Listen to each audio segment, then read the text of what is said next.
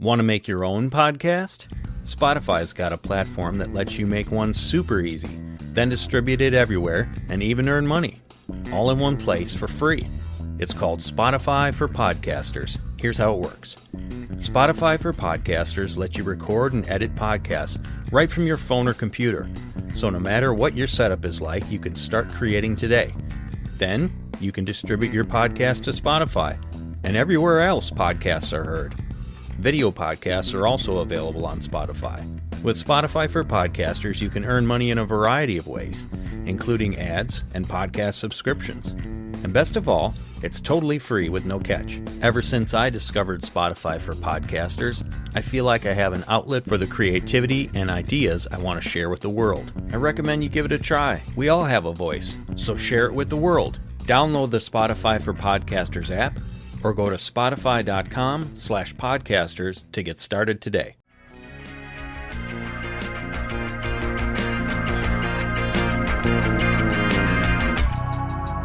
What a perfect picture that God has cosmic rules in place, and He's not going to violate those rules, even if it means evil gets to triumph for a season. But ultimately, He is going to win. He is going to show Himself glorious. He's going to let things play out. Evil and humanity in their rebellion, He's going to let it play out, because ultimately it's that contrast between good and evil that shows how good He is, that we probably wouldn't see without it.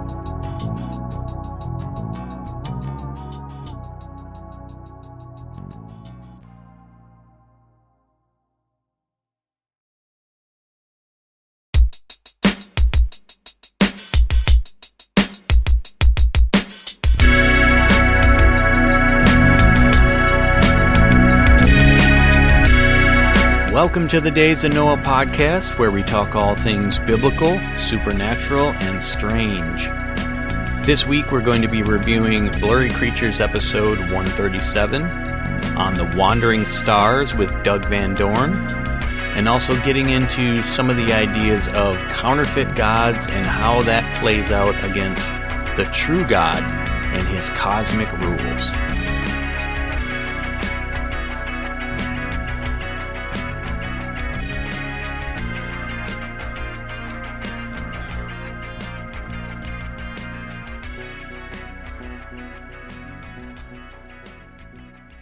All right, well, welcome back, guys. I'm glad we could get together on last day of the year, and we're going to be reviewing Blurry Creatures episode 137 with Doug Van Dorn, one of the show's favorite guests, one of my favorite guests, too.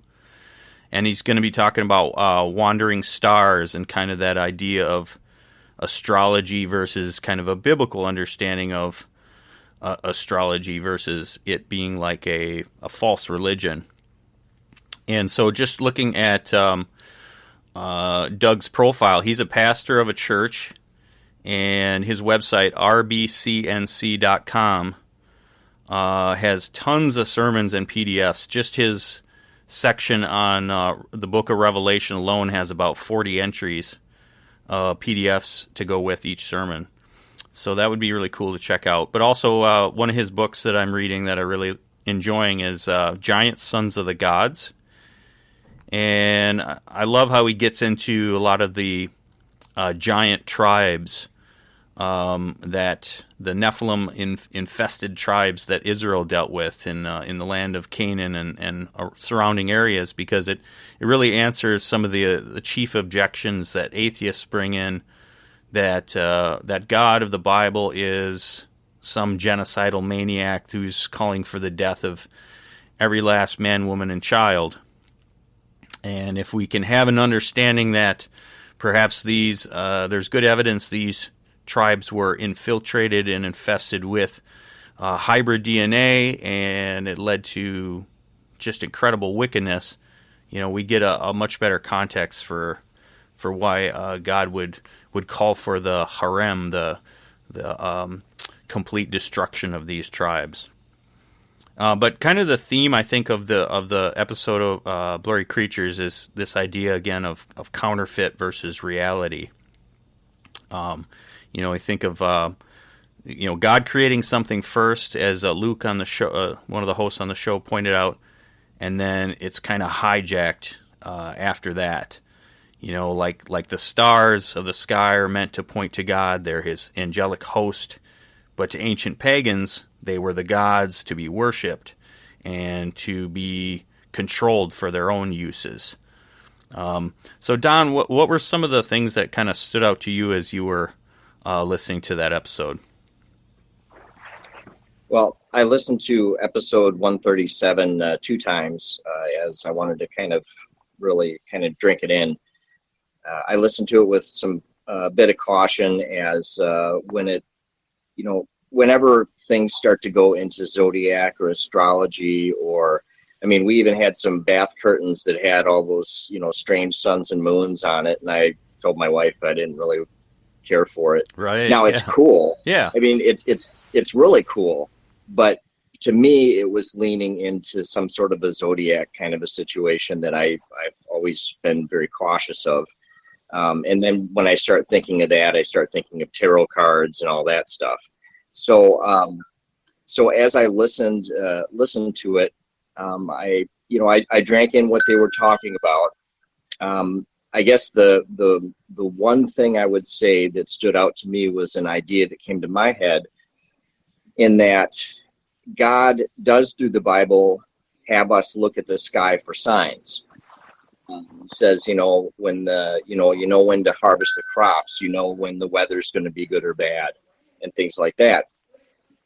So I think that there's something to it, but I also think that if God wanted us to be diving into the stars very deeply, He would have given us specific instructions to do so and specific guidelines for doing so. And that's where I kind of got a little bit, I wouldn't say weirded out, but I got a little bit more cautious as I listened. Yeah, that makes sense. I think that's a good way to put it, because if you think about the difference of how someone who has no interest in God, who is trying to kind of find his own, whether it's New Age or predicting the future or some other way that God says don't mess with this stuff, they're doing so for their own purposes, to have their own control over situations. They're not doing so in order to honor God with it.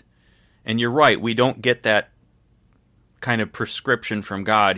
Here, I'm gonna lay things out in the heavens, and I want you to do this.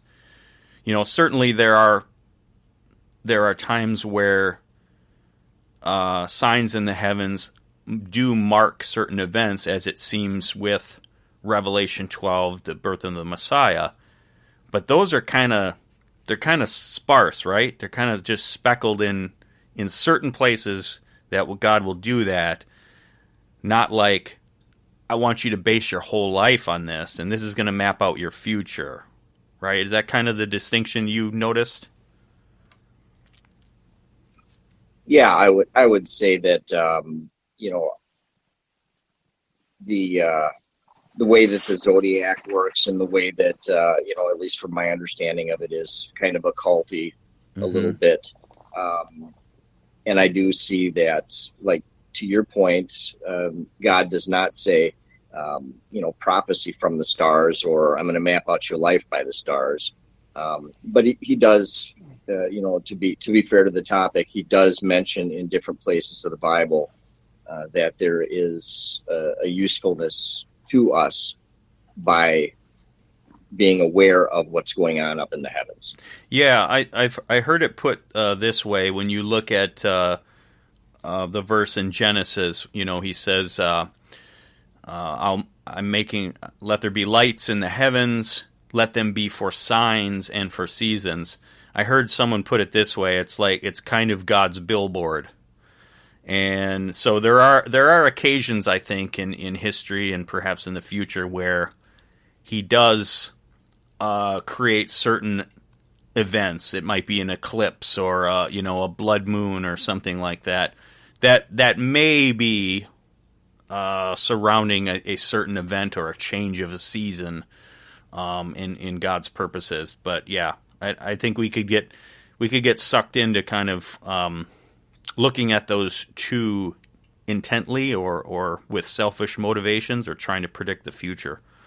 As on the show they mentioned John Hagee's books on the blood moons about 10, 15 years ago, and I have to admit I was into that at the time and thought, wow, what's going to happen next year or this year? And I don't know if there were some events tied to that people can prove or not, but as Doug says on the show, I think, fool me once, fool me twice, 150 times, he says, we can kind of get burnt by jumping into those. Well, I think balance is a healthy thing, because you spoke it in the beginning about counterfeits. So there's things that God will use, and we're talking about the heavens, we're talking about the stars, the moons, the planets. God will use those things for signs and for seasons. It's plain in the scriptures. But the enemy will also twist that and counterfeit it or corrupt it for his evil intentions. Just like we know there's a true gospel, then there's all these counterfeit gospels. He'll take an element of truth and pollute it, and it will take you down a rabbit hole that's going to lead you away from Christ. So we have to have an element of balance with this, and that we're not putting all our hope, our trust, our insight, or, the horoscope type of mindset, that is directing our steps versus what God is trying to lead us. Because like we said last week, Pete, we're going through the biblical narrative of the Magi, the wise men, who are using the Bible, the prophecy, and also looking at the heavens to declare, hey, the Messiah is on the horizon. We're going to go find him. So they did use the scripture, and they used God's creation to lead them to the path of the gospel, honestly, because it's written in Luke. So I think we kind of need to look at it from, not dismiss, don't throw the baby out with the bathwater, and I think that's what Pastor Van Dorn was trying to do. I think he was trying to have a balance with this, that we're not 100% subscribing to astrology, but let's just kind of understand where they're coming from, because even the New Age movement will have a little bit of truth in it if we were to examine it. So I just wanted to add that point. No, that's important. And one thing too, that as I'm kind of reflecting back in my own life over this last year, just this understanding that, Satan as the father of lies, right? And one of the most potent types of lies is where it has an element of truth to it. But then even on top of that, something, I believe, can be 100% true, an actual fact, actual reality, but still as dangerous as a lie if your focus is on it. If there's perhaps a larger truth, a bigger truth that is more important, and your focus and emphasis is on this smaller truth. So it may not even be a half-truth. It may be 100% real. I like to use this analogy, does a bulletproof vest offer protection? Yes. If you wear one and stand out in the highway, how protected are you? Not very much. So it's this idea that kind of a bigger truth swallows up a smaller truth. And I think it's in addition to outright lies, half-truths, but also full truths that Satan uses in order to kind of divert our attention. So kind of what we're talking about as we go through a lot of understanding of the ancients and how they were looking towards other gods and different things is is that there was something there that was alluring and attractive. It wasn't all made up. And so some of the things that they did, again, we talked about it a little bit, was how they laid out their cities. But I just want to go through a few verses, kind of talking about how stars is used in the Bible. Because Luke, you remember? I think it was our second recording where I was talking about some of my coworkers' objections to the idea of sons of God, right? Right. Well, Doug on this episode brought up that same verse in Job, where God is saying to Job, where were you when I was laying the foundations of the earth, and all of these things that I did in creation. And my coworker had said, so that verse where it says, where were you when the morning stars sang together and all the sons of God shouted for joy? And so my coworker's position was, see, they're talking about stars, like actual lights in the sky. This is not some angel. And so he was taking both descriptions to mean like a physical star. And to Doug's point on the show, he says that's what's basically known as parallelism. So it's a grammatical thing that it was very common in Hebrew writing, where you say the same thing with two different words or verbiages. So morning stars, and then in the same sentence, sons of God. So they're actually combining those two concepts together and saying these are both, created beings. And then we have other language like in Psalm 148, praise him, sun, moon, and stars. And again, we can kind of, potentially think of that figuratively, but if you think of these things as possibly, his angelic host, then it makes a lot more sense that they could be literally praising, not just, like my coworker said, the stars praise God by shining their light, kind of metaphorical. And he's not wrong, because Yeah. there is reference to creation groaning and creation praising, and even I think it was in the Gospels that he said, if you don't praise, even the rocks will cry out. Yeah, so there's something you to have that. You have to look at the context, and you got to look at it from both angles. Which noun are we looking at? Is this a created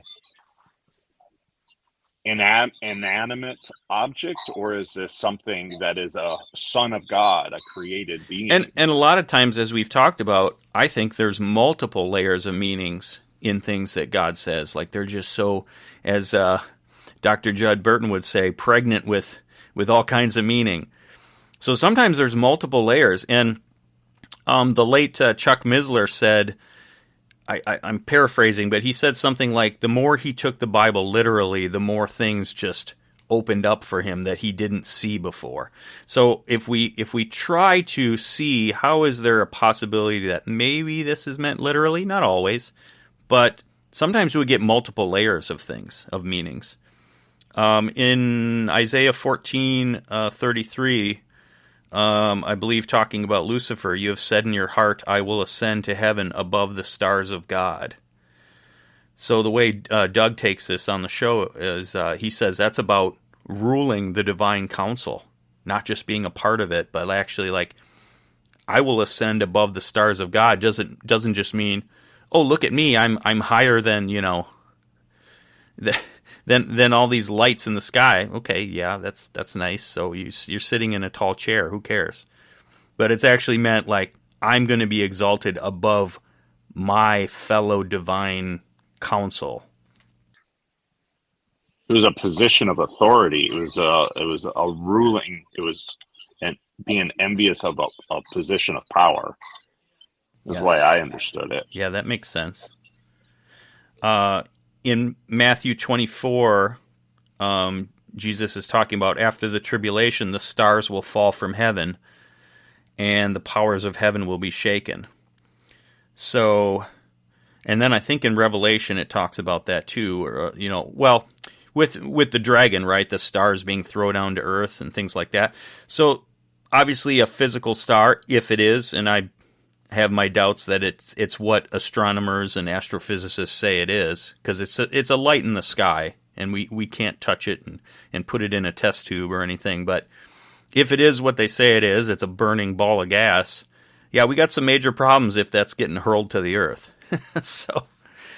So I think we have to take a different view, and the Bible has, like we're talking about, many, many instances where stars are referred to as beings, not just a non-sentient inanimate object kind of thing. One of the concepts too that Doug brought up was this idea of Eden, as Mike Heiser talks about, being the cosmic mountain of God, of paradise, and mountains often associated with where the gods reside because it's hard to get to, so it's kind of separate from humanity, and that the Tower of Babel was kind of the counterfeit Eden, that the people building the tower were trying to ascend to the gods or counterfeit or overthrow the true God. Just that some sense of recreating the cosmic mountain for their own purposes. And then we see that again with the structures that a lot of these societies have built. So in Egypt, the pyramids of Giza are actually laid out to emulate Orion's belt, the constellation Orion. You got serpent mounds. Doug mentioned one in Florida that's also built to mirror constellations in the sky over Florida. In Cambodia, there's a temple called Angkor Wat that is laid out according to the constellation Draco. And then they mentioned that 15-year-old Canadian teenager who discovered that Mayan cities were laid out exactly to the constellations over that part of the world. Or Cusco, the Incan capital. We talked about Cusco a little bit with the megaliths. They built that whole city in the shape of a puma. And you have the constellation Leo, like a lion, over that city. So I would like to add this. Obviously, you're naming all these examples, and electricity wasn't around. The light pollution that we have right now wasn't there. So they were able to see the heavens much more clearly than we are, and so it was used. It influenced them. It influenced them greatly, and it was their motivation to build all these structures. So it's good to understand their motivation and why they did these things and how it's tied together. I'd like to get back to what the pastor was referencing. How was he in this episode using astrology? What was his main point on bringing that up? On how the ancients would have used astrology, or rather how biblically we should be using it. I guess I'm trying to remember the episode and how he. I think it was, again, this idea of counterfeit, but then also understanding why did they take, in some cases, decades to build these structures, to lay out these cities in this fashion. And so one point or question that the host Nate brought up was this idea that they were trying to connect with these gods, try to invite them, try to pay homage to them, invite their power for their own purposes. And Doug kind of answers that. He says, yes, 1,000% yes. That's what they were trying to do. So it's like, to Don, to your point about caution, as they were going full bore into, oh yeah, let me jump into this. I know these things are actual entities, and I want them to be a part of my life. I wanna interact with them, and these are the kinds of things God says, don't mess with it. Yeah, it might be real, but you're inviting things into your life that you don't have control over. Just like witchcraft and occult and Satanism, people are attracted to some of the power and that they can actually affect things. But you're inviting entities into your life that you can't control and don't have your best interest in mind.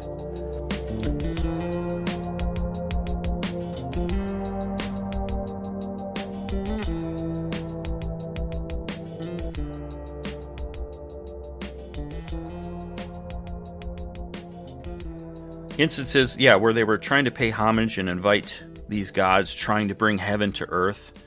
And it's a counterfeit too, like Doug brought up the Lord's Prayer. Thy will be done as on earth as it is in heaven. So kind of this idea of heaven and earth mirroring one another. There's something to that. But again, if your purpose is to kind of have the power in your own hands versus giving homage to the Creator and not created things, I think that's kind of where the distinction comes in. And then we have, so I mentioned Cusco and Serpent Mounds. And then we also have, like even in Washington, D.C., I think this would be an interesting episode to do in the future. Just how Washington, D.C. is laid out according to a lot of occultic, Masonic type of ways. Have you guys heard anything about some of that? How even the shape of the streets and different things in D.C. has some occultic meanings? I have, yeah. I can't recount it in detail, but yeah, it's the overlay, even the Washington Monument, is an obelisk, and with ties to Egypt, Egyptian ties. Yep. Yeah. What have you heard, Don, or do you recall? I wish I could speak on that subject. I found that part fascinating. I remember seeing a movie. It was a Nicolas Cage movie, and I can't remember the name of it. Oh, National Treasure? National Treasure. Yeah. And that movie was just fantastic in that, showing all the old, things that maybe the Masons might have done, or all those kind of the secret things that might be in that city. And quite honestly, I mean, I would love all that to be, completely true, because that kind of stuff is just exciting, and it just kind of shows a depth of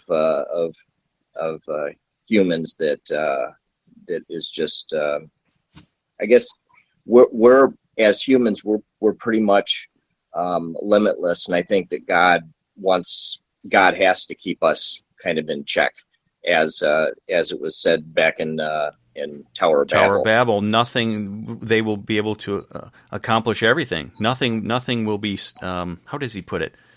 Nothing will be impossible for them. Right.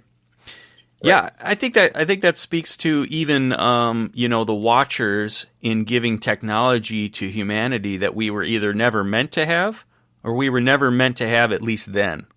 Like, it was way too much power for humanity to have. It's like giving a 16-year-old kid on his birthday a 900 horsepower supercar. Like, you're just asking for major trouble.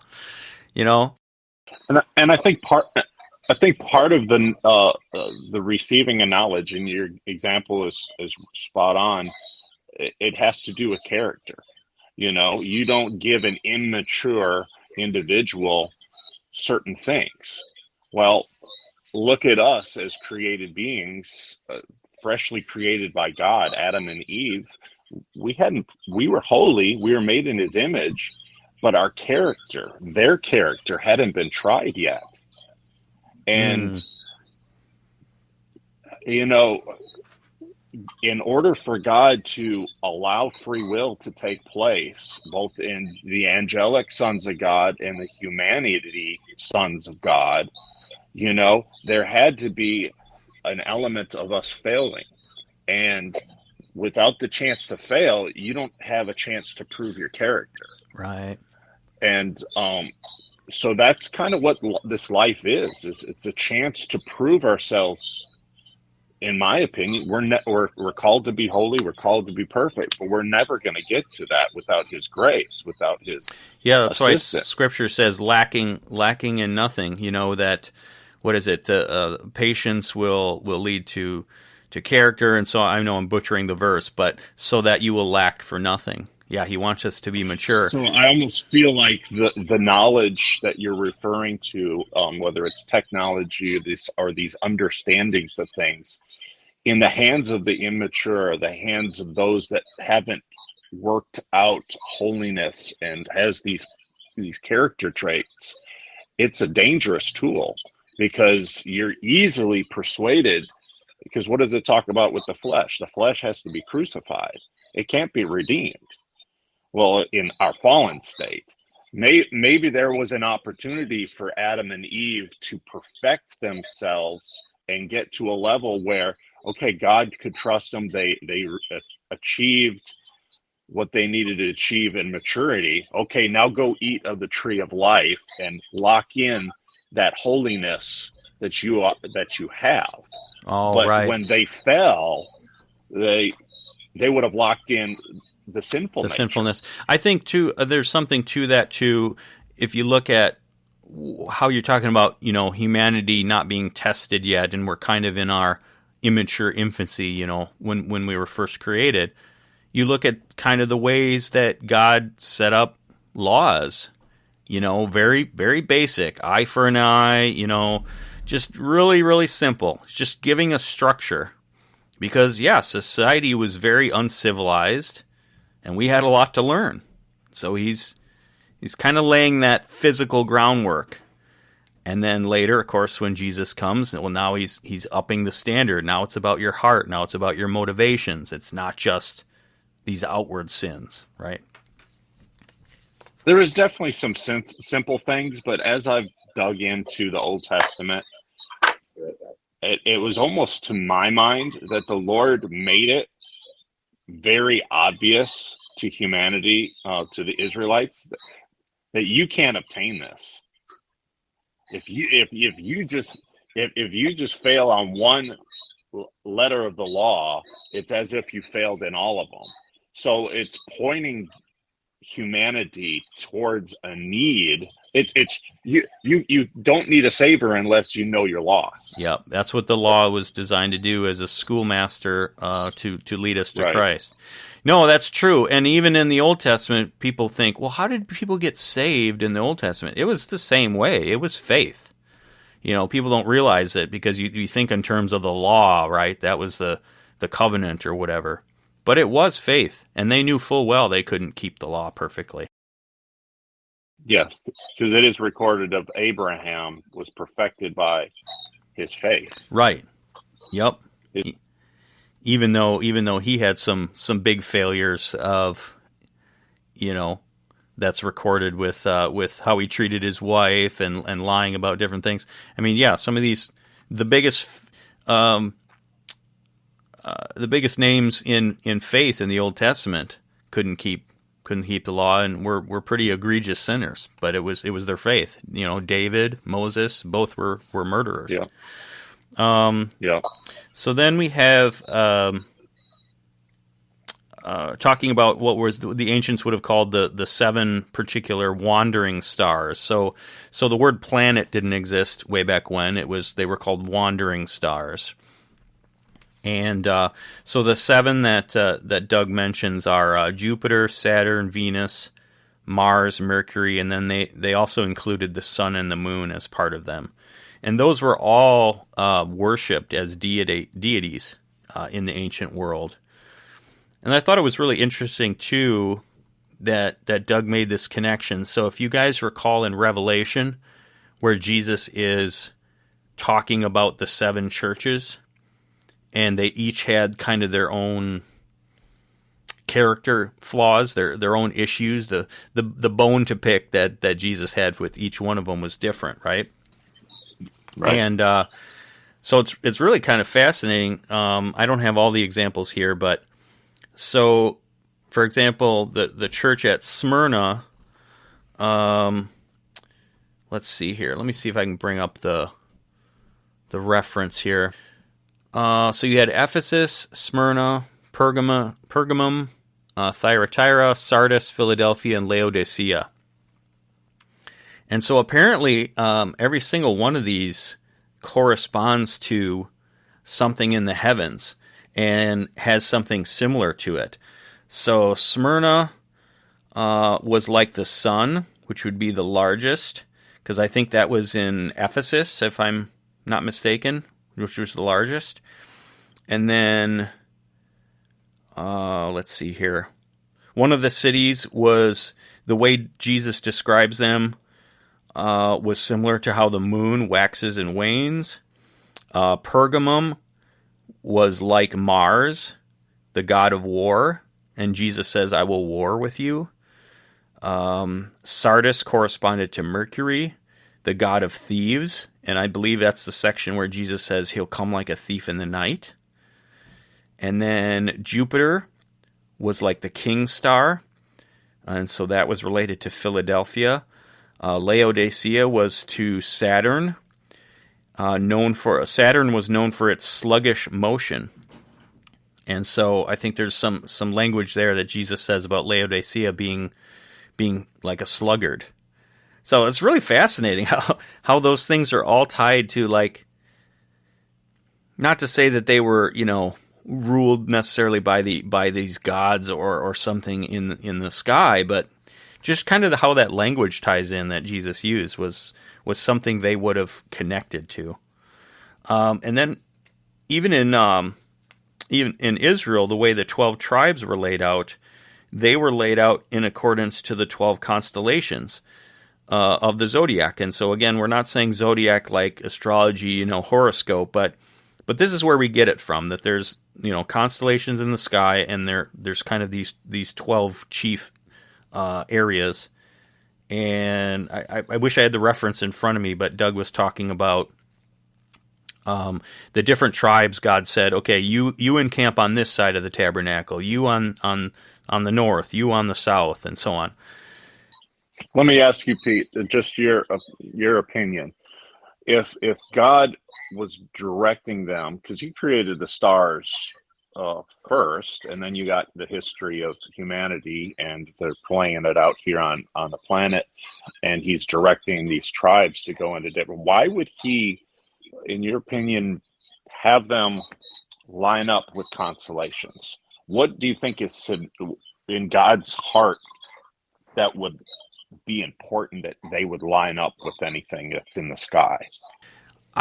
I'm not sure in terms of their specific orientation. That'd be something to look into more.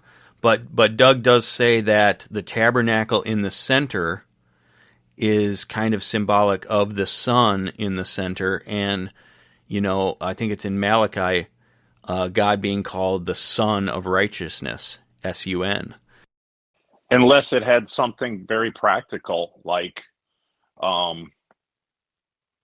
you give somebody a marching order, and then future generations might be like, what did God say?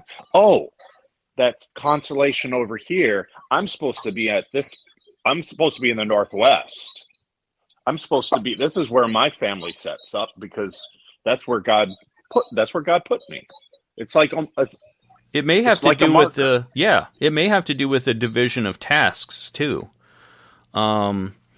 So let's see here. In Daniel, it says the saints will be like the stars of God, will take their place.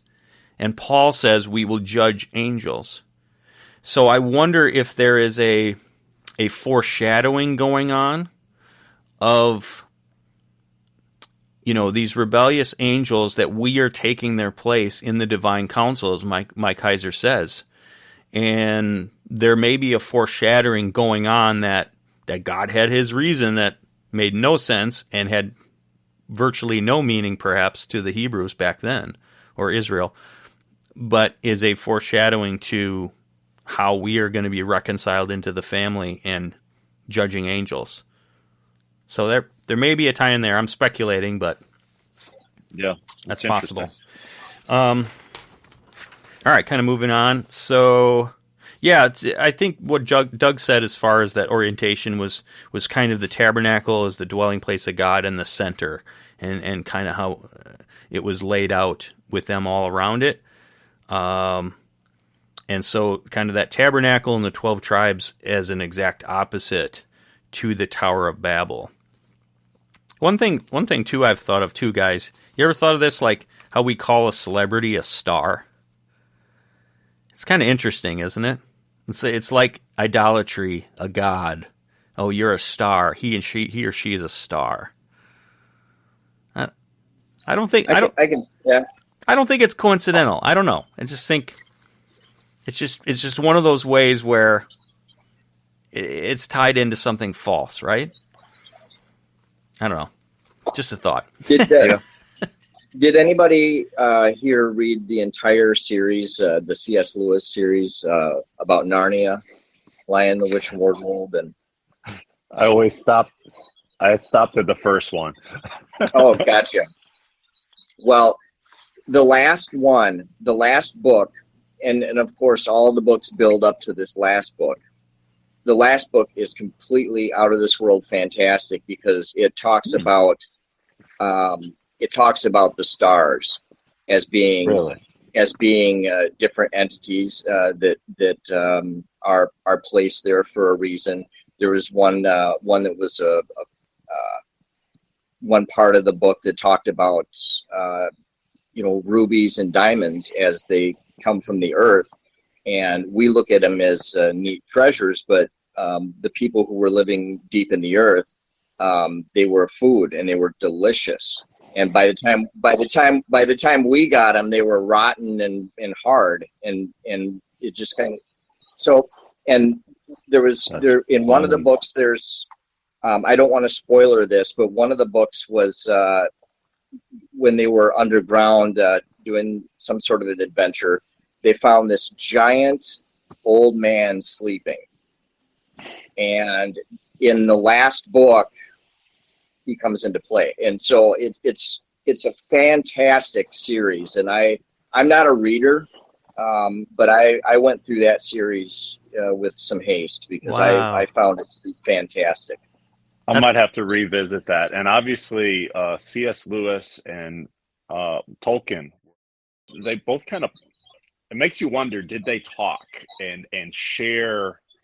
So you got the Lord of the Rings, and then you got the Narnia, and there's some similarities, but it's definitely different paths they take. And I don't know. You sparked my interest. I got to check that out. Yeah, well, we had an old set of the Narnia books still around. I had it in the basement here that I inherited from Mom and Dad, and you're like you. I never went through more than the first one, but my daughter and I we've slowly been reading all the Little House on the Prairie books, and we just finished a couple of months ago. So I'm like, well, what should we do next? Hey, let's do Narnia. And I'm looking at it with, like you guys, kind of with fresh eyes of, wow, this is how they actually saw the world. This wasn't just fantasy to them. They thought this was reality at some point, and it's kind of funny how Lewis will use these creatures and how he decides which ones are on the good side and which ones are on the bad side, because like he'll use the satyrs, the goat men on the good side, and you look at the history of satyrs and stuff, they're pretty deviant, evil beings. So it's just kind of funny how he picks. You're exactly right. One of the first books of Chronicles of Narnia, The Lion, the Witch, and the Wardrobe, the children, what was one of the first creatures they meet? The fawn. Which is almost like I think it's a satyr, like right? Pan. Yeah, like Pan, exactly. I mean, he was half human, and then had like a goat. He was a chimera, and it makes you wonder if we were to research just those two authors, what influenced them spiritually or literally in what they read to kind of come up with this. So it makes you That's a wonder great what was question. their worldview or their biblical view. Because we talk about on these shows, what was the influence of the early Christians, and they had Mesopotamian influence. They had the Book of Enoch, Exactly. and that type of stuff. It makes you wonder what these authors had as influences to motivate them. Yeah. See, every time we do this, guys, we come up with 2 or 3 new ideas for shows. So we're never going to run out. That's a good thing. Yeah. And then the host, one of the hosts, Nate, on the show asked a good question. He was asking, are the gods put over the nations, are they meant to rule justly or poorly? And I would add to that, are they fallen angels at that point? Are they good angels? And I think that ties back into Deuteronomy 32, where Mike Heiser goes into great detail about this in Unseen Realm, but this idea that the nations were given gods over them, and God took Israel for himself, but then I believe there was like 70 other nations that each had kind of a angelic divine ruler put over them as kind of a punishment, it seems. And that's, if you look at that verse, some texts say the son, according to the sons of Israel, but that's actually incorrect because Israel wasn't formed yet, which I think is from the Masoretic, but then other texts will say sons of gods, and it makes a lot more sense in that context. But yeah, kind of wondering, like, okay, we've talked a little bit about when did Satan fall. We don't have anything in the Bible other than Revelation 12 about other divine beings rebelling. So perhaps that didn't happen in the Garden of Eden or before. Maybe it was the sin of the Watchers or something after that happened. Because if we get to Deuteronomy 32, it seems like these gods are fallen. These angels are not good. Because remember, Daniel, he's praying, right? And angel finally shows up 3 weeks later and says, I was delayed by the prince of Persia. I had to get Michael to help me fight him. So this prince of Persia was some divine entity that was warring against a good angel. Okay, well, when did he fall? Was it this Deuteronomy 32 event that God placed these beings over these nations? Well, they would have been, it wasn't like God saying, okay, you're going to be a bad guy now. Okay, I'm writing the script. You were a good guy, now you're a bad guy. You're the prince of Persia. No, I think they would have fallen before that, but when is kind of my question. My thinking is the fall took place all at once. So the timing of the third of the angels and Lucifer being the chief, they all fell at the same time. And it was like they got kicked out of the third heaven. That is where God's presence is. That's where God's throne is. And so they occupied, well, one thing we definitely don't know, and I know Tim Alberino likes to speculate some of the scriptures that there was this world planetarium, a soul, like a planetary type battle. Yeah, pre-Adamic. Yeah. He looks at Earth, that it was already created, but it was in this judgment state, So my mind is kind of like the angels are already out of the third heaven. They're occupying maybe this planet during its after the battle type of sequence, before the creation of man. And they're also occupying the second heavens. So when the creation of Adam and Eve took place, Lucifer was already fallen. He's observing God do this rebirth, and in my mind, they're already there, and then as humanity grows and its God says, be fruitful and multiply, he takes the opportunity to influence and to disrupt God's plan with humanity just over and over and over again. That's kind of how I envision it.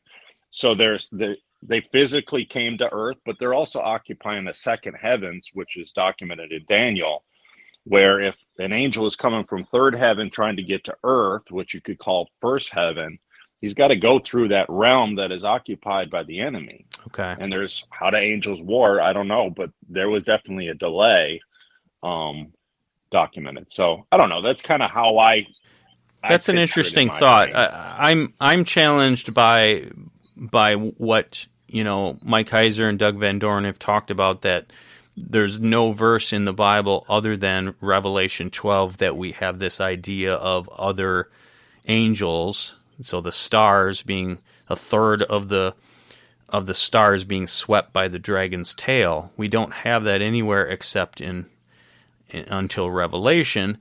And Revelation 12, according to them, is connected to the timing of Messiah's birth. So that's where I start scratching my head and I go, I don't know when these other angels would have fallen, because if it's connected to the birth of the Messiah, they would not have fallen, at least the third of them anyway, maybe some smaller number. They would not have fallen until the time of Jesus' birth. So, yeah. But that timeline doesn't fit in my thinking and my understanding of the scripture. Okay. Because we just said it with Daniel, it wasn't just Lucifer himself that is warring against Michael. There was other. We know the sin of the Watchers. So according to Enoch, there were 200. Go ahead, Don. I'm going to have to jet. Sorry, I'm sending my daughter off to the Dells with a friend. So no problem. Thanks for hopping in. Appreciate it. Thanks for having me. Yeah, man. All right. Happy New Year. Happy New Year. Happy New Year. Yep. All right. Bye-bye.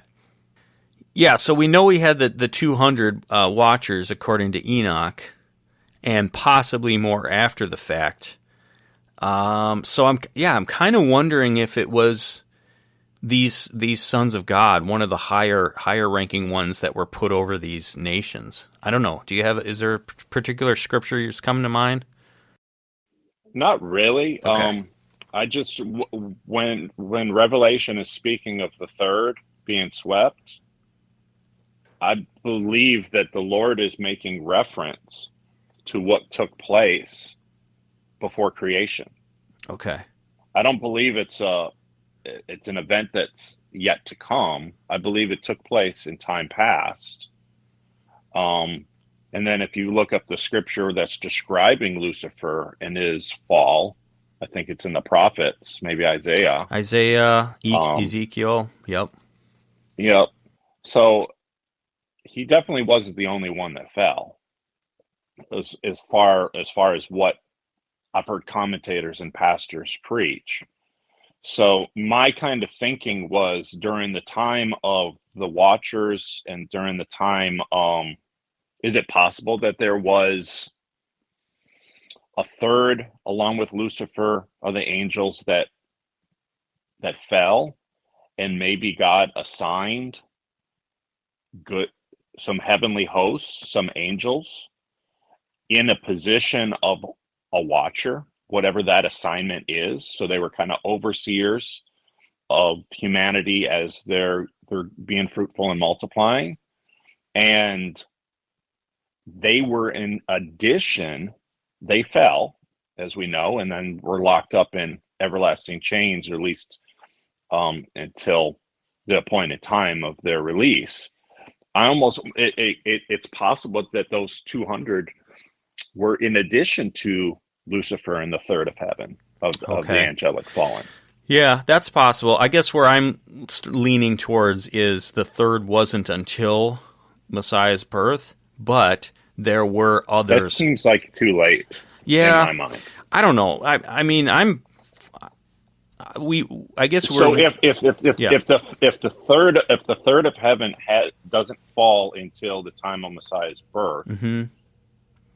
who would be hindering Michael from answering Yeah. So Daniel. I'm with you on the path that there would have been others that fell.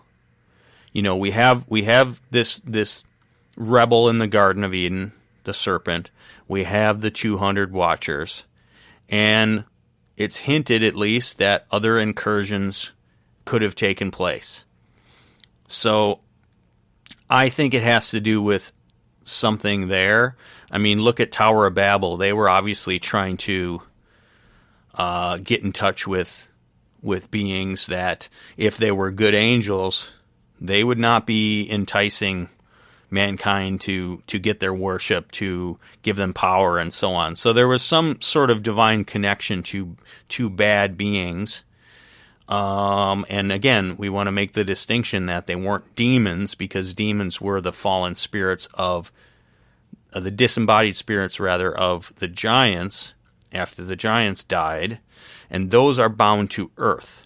So we're talking about something on more the angelic level in the heavens, like you said. So I'm with you that there's some other fall. I just don't know if it's like a full third until later on. But we'll kind of table that for now and come back to it maybe with some more research, because that's a tricky one. But you're right. It goes against everything. Like our tradition is that a third of the angels rebelled with Lucifer. We just kind of think of that as in eternity past that happened. So kind of going back to this concept of counterfeit versus real. I talked about kind of how something even real and true can still be counterfeit depending on our focus, our emphasis on it. It was interesting. I think it was a video that Rob Skiba did,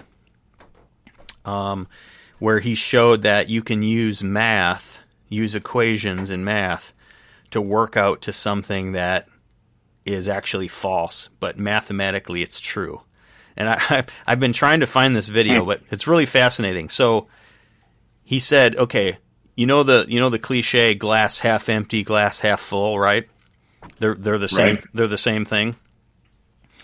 And he proved it mathematically with correct math that the glass half full or half empty, either way, actually had nothing in it. And it was like, what? So we know we can look at a half full glass and go, obviously it's got something in it, besides air. But he proved it mathematically that it actually was empty, and it was something like 0.5, half times 0 or something like that. Well, what's the answer? 0. But it was more convoluted than that. And that makes me think of so Tesla had a really good quote, and of course we know how ahead of his time he was. But let me find this quote here. So, and again, this was back in his day, 100 years ago or something?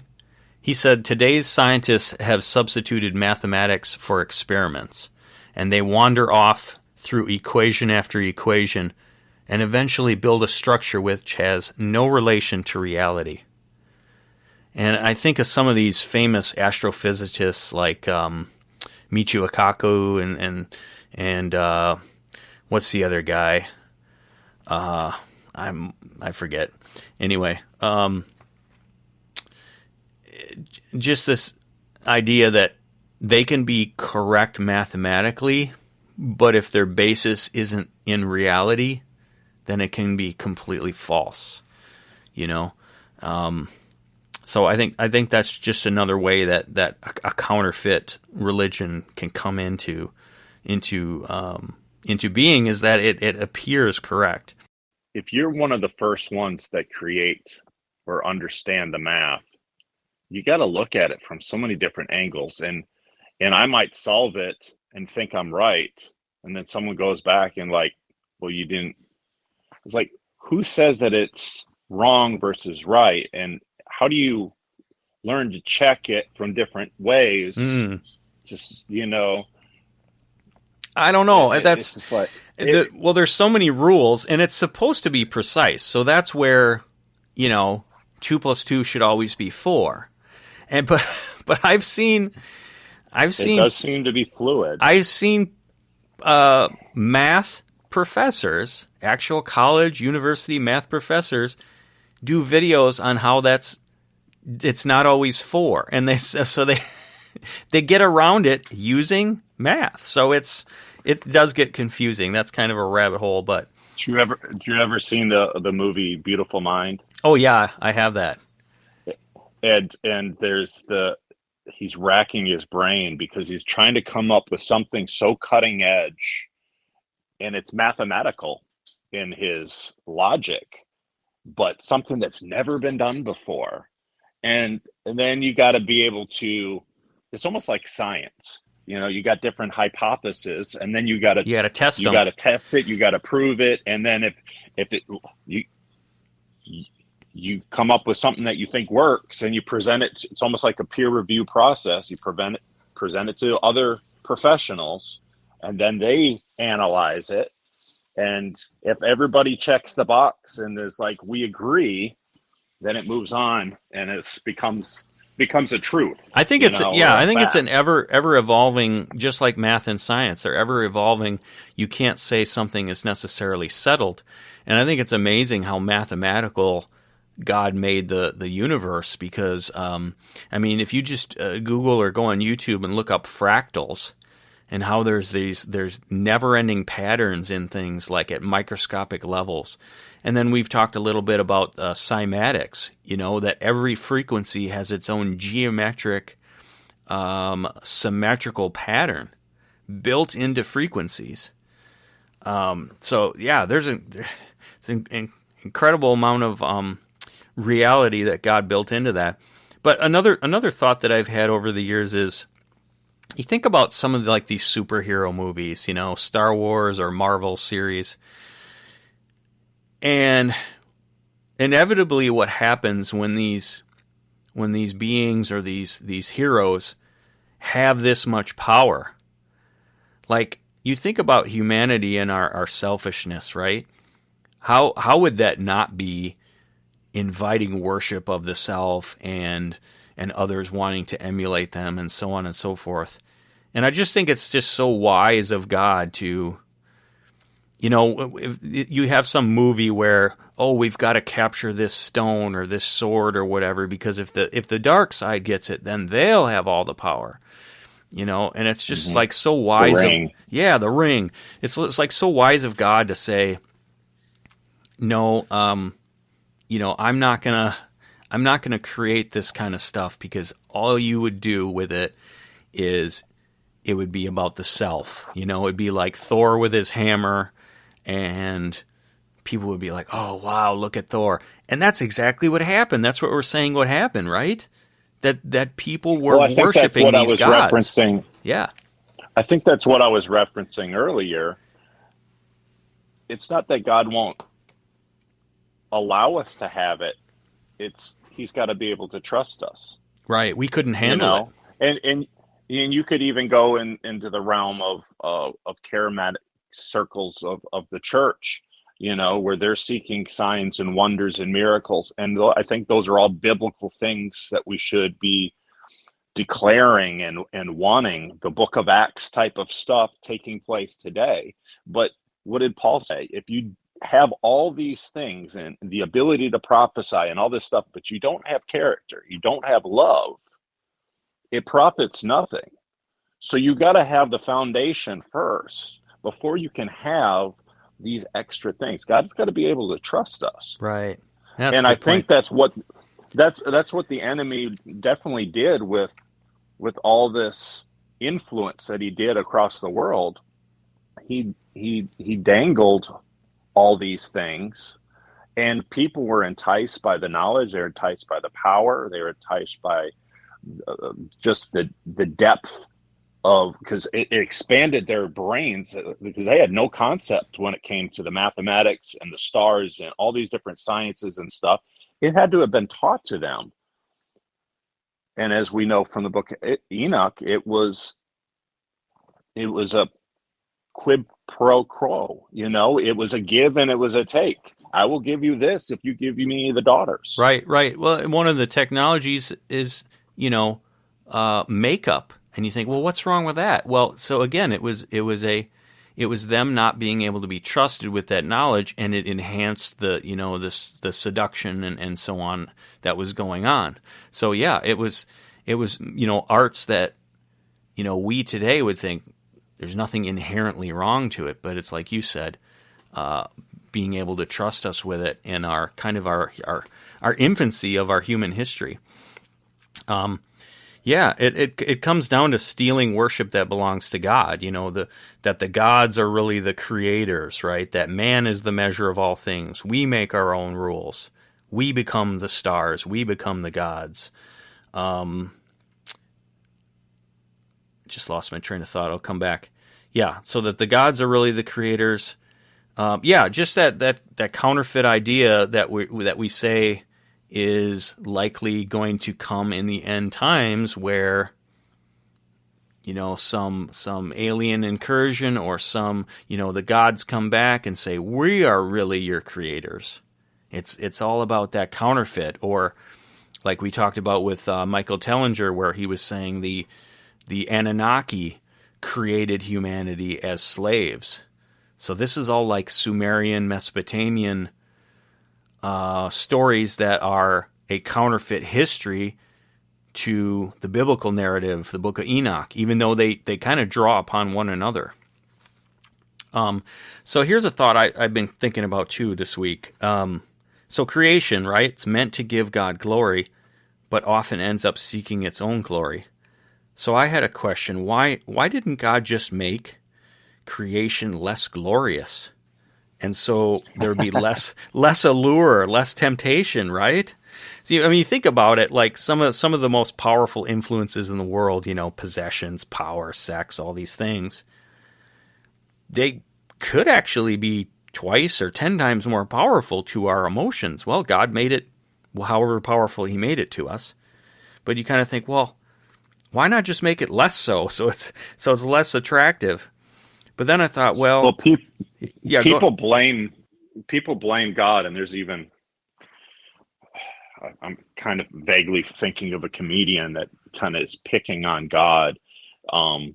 It's like, you want me to be holy, but yet you gave me the sexual urge. You made all these beautiful women that entice me, and just like, why are you trying to trick me like this? Why are you torturing me like this? Mm-hmm. But that is not how God created it, because we're in a fallen state. So you have to look at it in the completeness of it. Yeah, I think in the end, it's God that he did it for his own glory. He created sex for his own purpose, but also because he loves us. He wanted it to be pleasurable. He created all these beautiful things of creation. Yeah, it's enticing, but if we have the right heart and we keep him first, it enhances our life. Being able to taste food, all these different things. Yeah, enjoy food, not just keep you alive.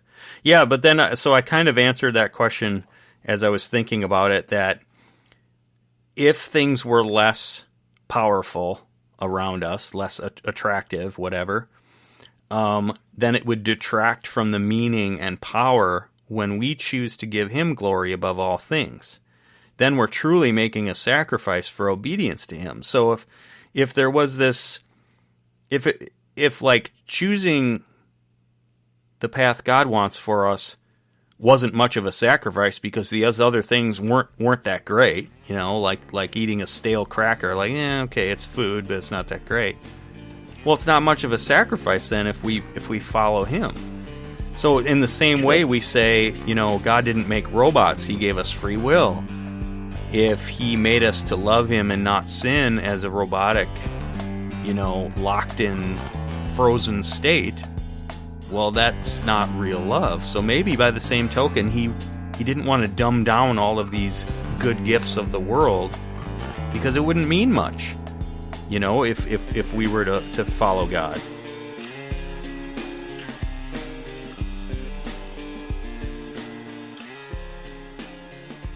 I was going to add too that Tim Abarino says that God has a free will also, and that's interesting, which is why we have to have it because we're made in His image. That's kind of mind blowing that God has a free will, and you're like, well, He's kind of locked in His nature. He doesn't change. Look at it, the story of or the interaction that's documented in the Old Testament between God and Moses.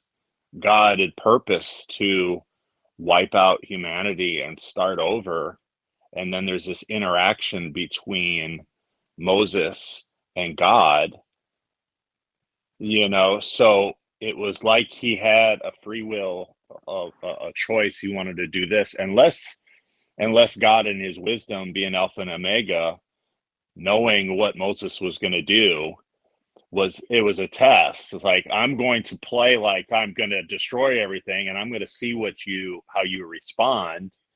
And he was happy. He was he passed the test, because here Moses is being the leader that God called him to be, and he's interceding on their behalf, Right. And God, part of his character is merciful, so I don't know. It's kind of interesting to think that. It is, and it's almost like a divine counsel moment too, where God got to let him be a part of the decision, right? And that kind of leads me to kind of this idea of God's omnipotence, which He is. It means all powerful. But my opinion, and it seems like reality and Scripture bears this out. All-powerful does not mean that He can do anything. And it seems like a non sequitur, like that doesn't follow. But really, think about this. It's because of a few things. Number one, He can't change, right? His nature stays the same. So that's something He can't do. He can't go against His own nature. He can't violate rules that He set up already for creation. Like we've talked about, the mankind having dominion over the earth. Jesus saying, I couldn't do many miracles because of lack of faith. So He's set up cosmic rules about how things work, and He literally can't break those rules. So I've often thought, why doesn't God just snap His fingers? Like, have you seen all the Marvel movies, Luke? Where is it? Thanos? No, but okay. So there's a really powerful character who he's going to get these stones, and if he gets all the stones, then all he has to do is snap his fingers and think a thought, and it will happen. So he wants to wipe out half of all the beings in the universe and start fresh with the other half. And so I've often wondered, why doesn't God, why does He allow Satan to have so much influence? And here we are suffering year after year with demons running around and all this stuff that He could just, He's God, He could just wipe it out, right?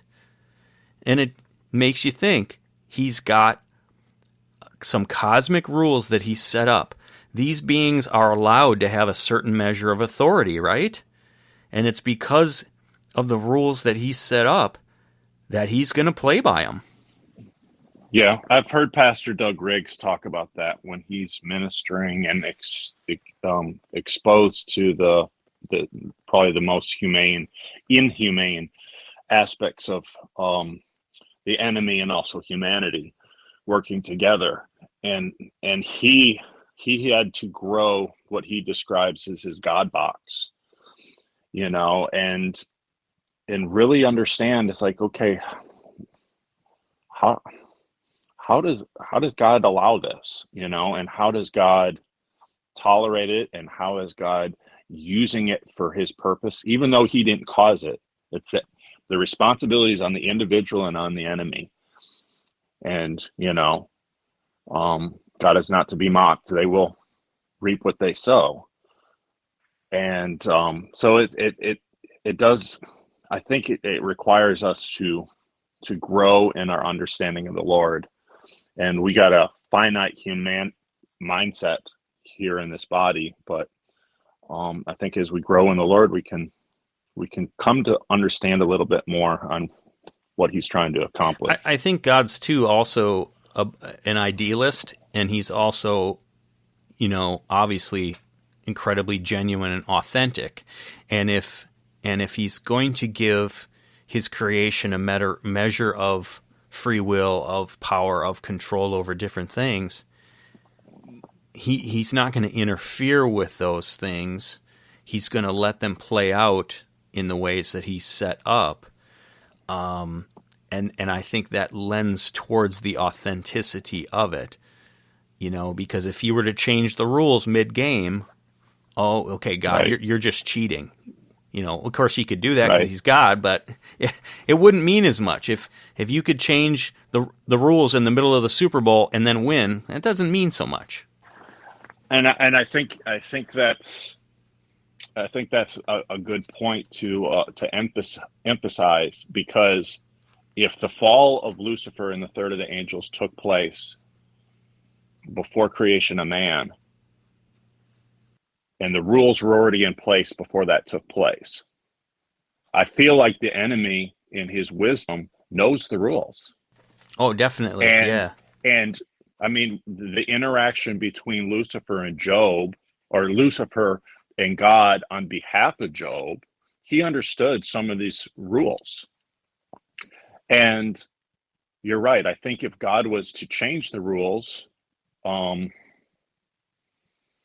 Lucifer would call him out on it. And he might, and maybe wouldn't have the sentence or the judgment pending against him. I mean, why was it that God allowed the iniquity to reach fullness? It's described of, I think, in the Promised Land. You have the Amorites. With the Amorites, Yep. the iniquity of the Amorites to reach. That's kind of a puzzling thing, unless, almost like, and Don's a detective, it would be nice to hear his perspective on this, how a detective or a prosecutor or someone that's building a case against, you're watching, you're observing, you're seeing this criminal activity take place, but you choose not to bust them at that second. You're waiting for, as we see in the crime shows, you don't want to slap on their wrist for, if you got a big mob boss, you don't want to just bust them on a misdemeanor. You want to get them on the biggest felony charge, murder charge, the thing that's going to put them away for good. Yeah, you don't want to get the lower level guy. And if you allow it to build, the iniquity to build to a certain point, they're incriminating themselves. Pastor Doug Rigg calls it the Lucifer's caught in a double bind. He's, and then you can throw the book at him. Yep. Yeah. And it's interesting too. So I'm getting towards the end of the first Narnia book, going back to that. And here you have the White Witch talking to Aslan. Of course, Aslan is the Jesus prototype or archetype. And she says, look, the law says that if there is a traitor, and that was Edmund who betrayed his brothers and sisters, that I get to take blood.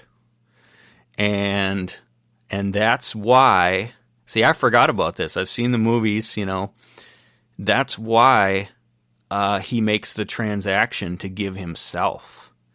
Because by rights, she had authority to take a life.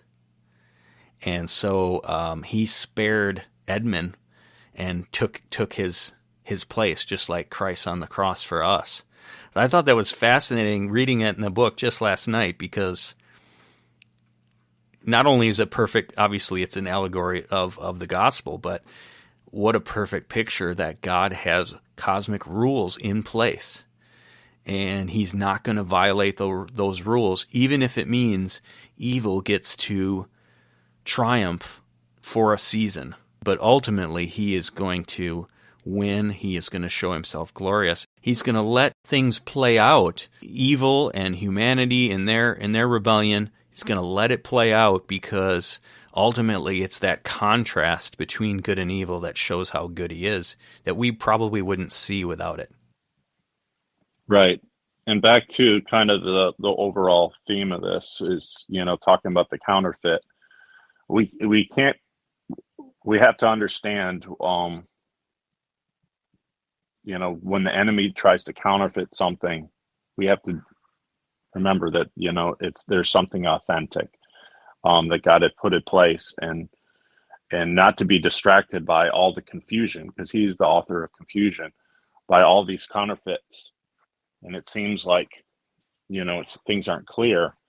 I don't know. It's just get back on right focus. Yeah, I've heard it said that, when a law enforcement or FBI agent is trained on counterfeit money, how to spot it, they don't look at all of the fakes. They study the real thing, and they notice every detail about the real thing, because then you can spot every fake. You just compare it to that. Okay. So you start there with the real thing, and then you can spot everything else. But if you start with a fake and it looks pretty good, you could definitely be convinced, hey, this is real. Right. And it would make a lot of sense. And I think that's kind of how the blindness of the world is, before we come to understanding God as the creator and our savior and our friend, is that we don't see it clearly, and what we see as reality looks real, and it's ultimately not. Well, that's a great place to end for now. There's some more stuff that was in the episode that we can get to next time. I wanted to kind of get into Doug's view of millennialism, of the Christ's millennial reign, which he has a kind of unique take on that. But I think that'd be a good topic in and of itself to go into. So we will save that for another time. Sounds good. All right, man. Good discussion. We'll see you next time, and Happy New Year. Happy New Year.